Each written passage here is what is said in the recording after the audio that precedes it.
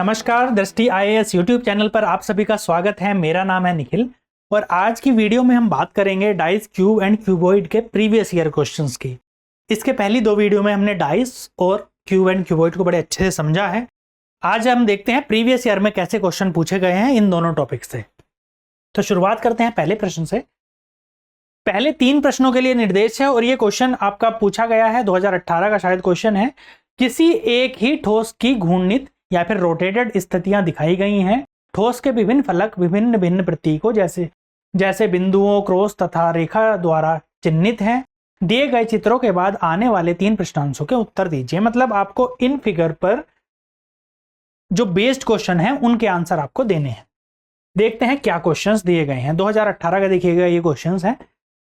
3 question आए थे इससे, मतलब कौन से टॉपिक से आए हैं आप समझ सकते हैं। डाइस के क्वेश्चन है।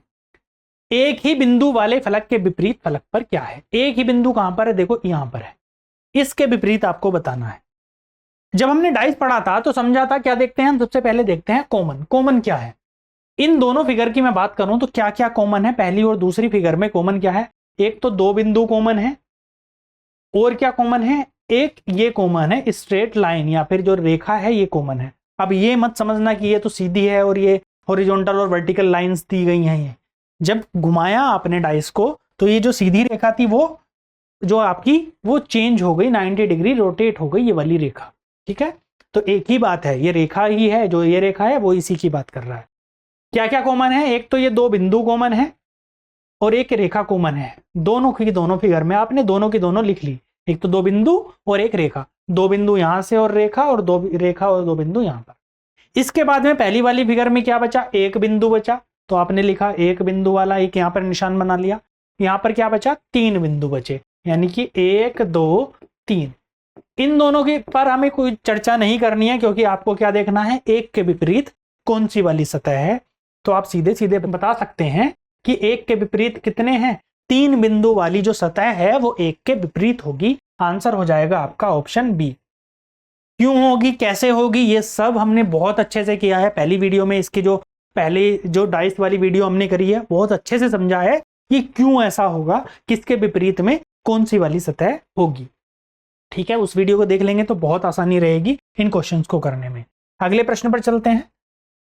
2 बिंदुओं वाले फलक के विपरीत फलक पर क्या प्रतीक है। 2 बिंदुओं वाले, देखो अब इसके विपरीत देखना है। आपको क्या मिला है, सेम फिगर है जो दिया गया है ना, वही फिगर है। आपको क्या दिया है, पहले और दूसरे से आपने क्या निकाला कि इन दोनों में जो कॉमन था आपने वो देखा, यानी 2 बिंदु और एक रेखा, 2 बिंदु और एक रेखा, ये दोनों कॉमन थे। और क्या था बचा हुआ, एक बिंदु इस वाले में बचा था और इसमें क्या बचा था, 3। यानी आपने इतना तो फाइंड कर ही लिया था कि एक के विपरीत क्या है, इसके विपरीत 3 वाला है। ठीक है, और क्या बता दिया है आपने, और क्या बताना है आपको कि 2 बिंदुओं वाले फलक के विपरीत क्या होगा। 2 के विपरीत क्या नहीं हो सकता, एक तो ये रेखा नहीं हो सकती और एक बिंदु नहीं हो सकता। क्यों नहीं हो सकते, क्योंकि जो एडजेसेंट फेस पे होते हैं, लगे हुए फेस पे होते हैं, वे कभी विपरीत नहीं हो सकते हैं। तो 2 बिंदुओं वाले पे एक जो लाइन है ये भी नहीं हो सकती है, 3 बिंदु वाला है ये भी नहीं हो सकता है, और जो रेखा है वो नहीं हो सकती, 3 बिंदु वाला है वो नहीं हो सकता, और क्या नहीं हो सकता है, और एक बिंदु है वो नहीं हो सकता है। आंसर क्या बचा आपका, 4 बिंदु, पहले और दूसरे से ही आंसर आ गया। ठीक है, समझ रहे हैं ना, जो एडजेसेंट फेस पे हैं वो कभी भी अपोजिट नहीं होते। और भी कर लेते हैं इसको सॉल्व। इतना आपने फाइंड किया। अब अगर मैं इन दोनों फिगर में देखूं, इन दोनों फिगर में क्या कॉमन है, देखो 3 बिंदु कॉमन है। यहां पर भी 3 बिंदु दिए हैं, यहां पर भी 3 बिंदु है, यहां पर भी 3 है, यहां पर भी 3 है, यहां पर भी रेखा है, यहां पर भी है, तो रेखा यहां पर भी है, यहां पर भी है। बचा क्या, 2 बिंदु।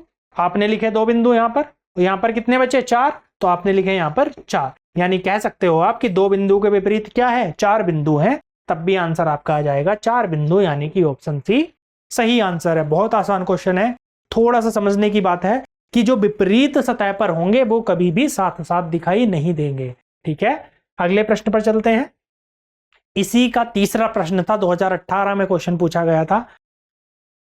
देखते हैं क्या है कि क्रॉस वाले के विपरीत क्या होगा। अभी आपने क्या क्या चीजें निकाली हैं कि एक बिंदु के विपरीत क्या निकाला था, 3 बिंदु वाला, यह निकाला था ना कि एक के विपरीत 3 है, 3 बिंदु वाला है। और क्या निकाला था, 2 बिंदु के विपरीत कौन सा था, जिसमें 4 बिंदु थे। अभी तो निकाला है हमने पिछले 2 क्वेश्चंस में।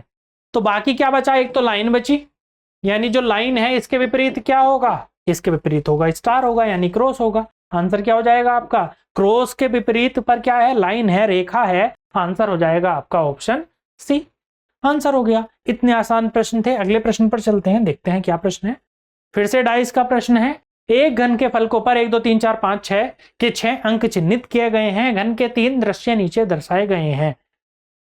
क्रमशः ए और बी, घन पर क्रमशः ए और बी चिन्हित हो तो दो फलकों पर संभावित अंक क्या हो सकते हैं। अब इसकी बात कर रहा है वो कि ए और बी के स्थान पर जो संभावित अंक हैं, ए और बी के स्थान पर क्या आ सकते हैं, इन दोनों के इसके इन तीनों फिगर के आधार पर बताना है। तो सबसे पहले हम क्या देखेंगे, वही देखेंगे किसके विपरीत में क्या है, यानी 5 के आसपास क्या नहीं आ सकता है वो देखेंगे।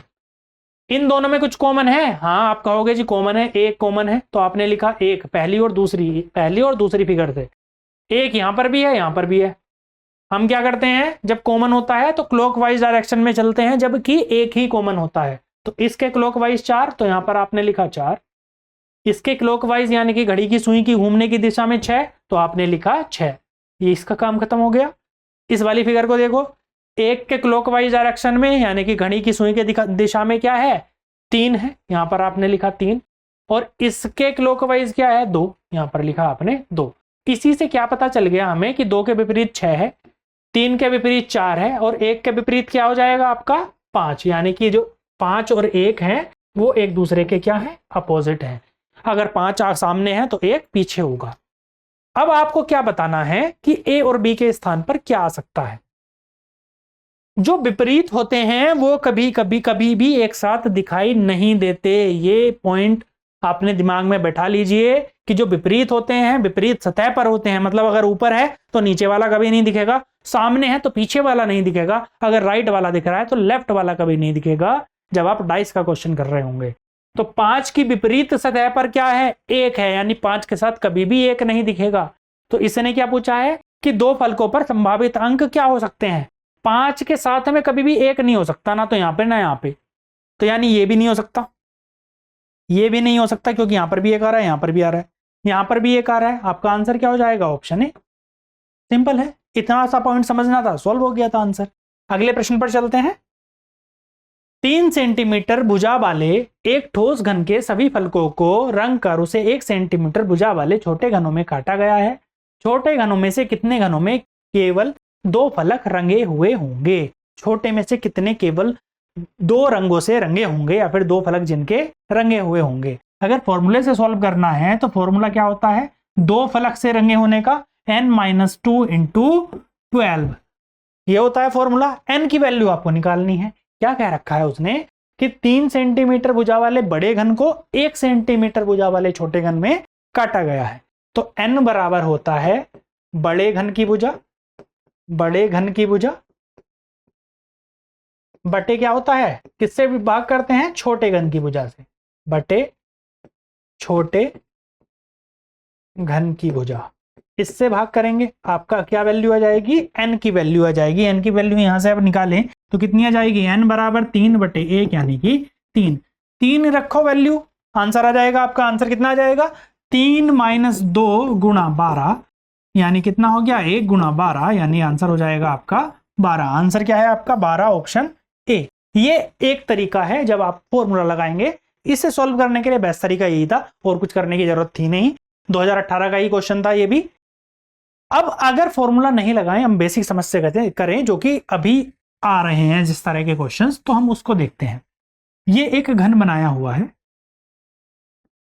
देख लेते हैं कि किस तरह से घन बना है। ये घन बना है जिसकी प्रत्येक भुजा क्या है, 3 सेंटीमीटर की है, जैसा दिया गया।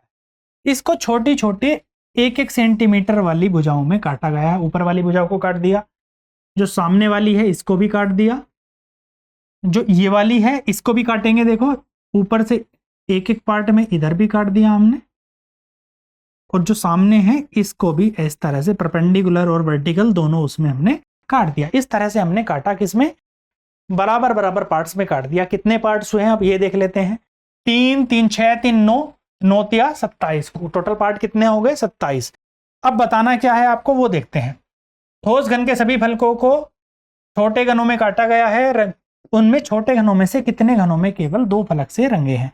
अब ये पूरा का पूरा जो है वो रंगा हुआ है, चारों तरफ इसकी रंगी है। आपको बताना है दो तरफ से कितनी कितने इनमें से ऐसे घन हैं जो 2 ओर से रंगे हैं। अब देखो ये वाला जो है कोने वाला, ये तो 3 तरफ से रंगा होगा, यहाँ पर भी रंगा है, यहाँ पर भी, यहाँ पर भी। ये नहीं होंगे, मतलब कोने वाले 8 तो होंगे नहीं। जो कोने वाले 8 हैं वे तो सारे के सारे क्या होंगे, 3 रंग से रंगे होंगे। 2 रंग से रंगे कौन से होंगे, एक तो ये वाला होगा आपका रंगा हुआ, ये वाला पूरा एक है ना, देखो ये है एक ही घन है ये, कभी 2 समझो इसको, ये एक ही घन है। ये क्या होगा, 2 ओर से रंगा हुआ होगा, एक तो ऊपर की तरफ और एक सामने की तरफ रंगा होगा। ये वाला भी 2 ओर से रंगा होगा, एक साइड में एक ऊपर। ये वाला जो है जिसकी एक साइड नहीं दिख रही है पीछे वाली, वो ऊपर भी रंगा होगा, साइड में भी रंगा होगा। ये भी रंगा होगा 2 ओर से, एक ऊपर की तरफ और एक इस साइड में यानी लेफ्ट साइड में। तो 4 मिले पहली लेयर में से, जो पहली लेयर है उसमें से कितने मिले, मैं अगर लेयर बना लूं इस तरह से बनेगी, तो कौन कौन से मिले मुझे, 1 2 3 और एक 4 मिले। पहली और तीसरी लेयर क्या है, जो पहली दूसरी और तीसरी, अगर 3 लेयर में इसको काट दूं, मैं बराबर बराबर पार्ट्स में ऐसे करके काटूं, तो क्या होगा, 3 लेयर मिलेंगे जिसमें पहली और तीसरी तो सेम रहेगी। ऊपर इसके भी कलर है, इसके भी कलर है। ये काटेंगे तो एक साइड में इसके भी कलर नहीं रहेगा, इसके भी नहीं रहेगा। लेकिन जो बीच वाली लेयर है वो कैसी दिखेगी, वो ऐसी दिखेगी, जो सेकंड वाली है वो दिखेगी कुछ इस तरह से। इसमें ऊपर की तरफ भी नहीं रहेगा, नीचे की तरफ, क्योंकि ऊपर की लेयर ये वाली जो है वो काट के आपने अलग रख दी, नीचे वाली भी काट के आपने अलग रखी। तो इसमें ये जो कोने वाले हैं इसमें 2 ही रंग रंगे होंगे। देखो यहाँ पर जो रंगा है, यहाँ पर जो कोने वाला ये वाला आपको घन मिलेगा, ये 2 ओर से ही रंगा हुआ होगा। जो बीच में है बिल्कुल, ये क्या है, 2 ओर से रंगा है। तो ये कितने ओर से, 2 ओर से ये रंगा होगा, 2 से ये भी रंगा होगा, ये भी, और एक पीछे की तरफ होगा जो कि हमें दिखाई नहीं दे रहा है। 4 सेकंड वाली लेयर में कितने मिलेंगे आपको, 4। कौन कौन से, एक तो ये वाला, एक ये 2, एक ये 3 और एक ये 4 ऐसे मिलेंगे आपको घन जो 2 ओर से रंगे में होंगे। पहली और तीसरी लेयर में 4 + 4 और दूसरी लेयर में भी 4, कुल मिला के कितने आए, 12। और वैसे भी आपका आंसर क्या आया था, 12। दोनों में से कोई भी तरीका अपनाओ, आंसर सही से आना चाहिए। ये कितने हुए, 12। अगले प्रश्न पर चलते हैं। 4 × 4 × 4 सेंटीमीटर के एक घन के बाह्य पृष्ठ को पूरी तरह लाल रंग से रंगा गया है। तत्पश्चात इसे 1 × 1 × 1 सेंटीमीटर के 64 छोटे घनों में काटा गया है। कितने छोटे घनों की फलकें रंगी हुई नहीं होंगी। जब फलकें रंगी नहीं होंगी तो उसका फॉर्मूला क्या होता है, n-2 का क्यूब, ये होता है फॉर्मूला। n की वैल्यू निकालनी है, 64 छोटे घन हैं, यानी कि किसकी वैल्यू है ये, n³ कुल घनों की संख्या कितनी होती है छोटे घनों की, n³ होती है। n³ बराबर 64, यानी n क्या आ जाएगा, n की वैल्यू कितनी आ जाएगी आपकी, n बराबर आ जाएगा 4। 4 का क्यूब होता है ना 64, तो n बराबर 4।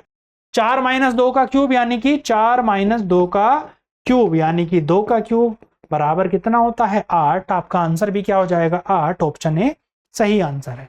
कोई भी इमेजिन करके कोई भी फिगर लो, जैसे आपने 125 भागों में काटो, किसी घन को, बड़े घन को चारों तरफ से पेंट करो, उसमें फाइंड करो कि बिना रंग से रंगे कितने होंगे, केवल 2 रंग से रंगे कितने होंगे, केवल 1 रंग से रंगे कितने होंगे। ये आप करेंगे, थोड़ी सी प्रैक्टिस करेंगे, बड़ी आसानी से समझ में आ जाएगा। आसान टॉपिक है, बहुत भारी नहीं है। बाकी मिलते हैं आपसे नेक्स्ट क्लास में, तब तक के लिए धन्यवाद।